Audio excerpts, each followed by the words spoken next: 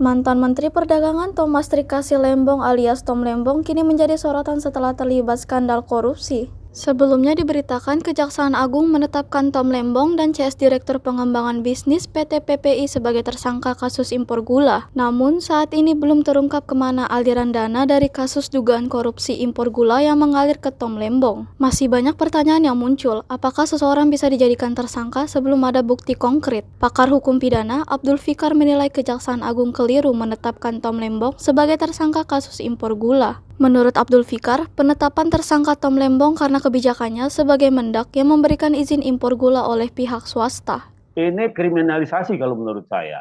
Ya, kenapa? Karena peristiwanya 2015-2016 gitu. Ya, mestinya itu diusut sejak lama gitu. Itu satu. Yang kedua, yang diusut kan kebijakan sebenarnya. Ya, kebijakan itu tidak bisa dikriminalisasi, kebijakan itu tidak bisa dipidanakan. Itu adalah kewenangannya pejabat publik. Kalau kebijakan dipidanakan, ini bahaya ke depannya. Tidak ada orang yang berani menjadi pejabat publik.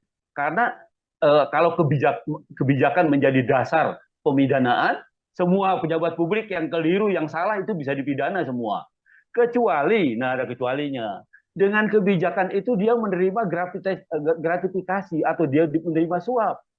Nah, kecuali bisa dibuktikan itu. Tapi info terakhir saya nonton TV tadi ya, sampai sekarang belum ketemu katanya aliran dana ke Tom Lembong. Nah, ini kan bahaya kalau menurut saya seperti ini, menetapkan atas dasar kebijakan gitu.